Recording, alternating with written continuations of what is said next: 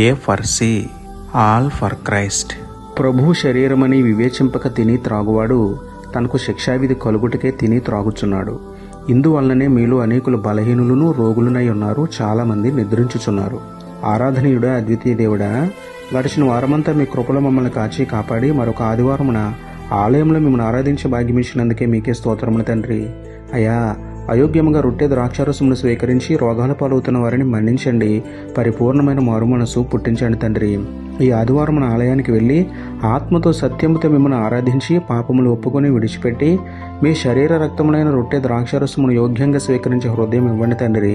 ప్రభు శరీరమును ఎంచి రొట్టె ద్రాక్షారసమును యోగ్యంగా స్వీకరించి పరిశుద్ధంగా జీవించి ప్రభు ప్రేమను 10 మందికి ప్రకటిస్తూ మీకు సాక్షులుగా జీవించే ధన్యత ఇవ్వమని వేడుకుంటూ, నమ్ముట నీ వలననైతే నమ్మువానికి సమస్తమును సాధ్యమే అన్న విశ్వాసంతో యేసయ్య పరిశుద్ధ నామములో ప్రార్థించి పొందుకున్నాము పరమ తండ్రి. ఆమేన్.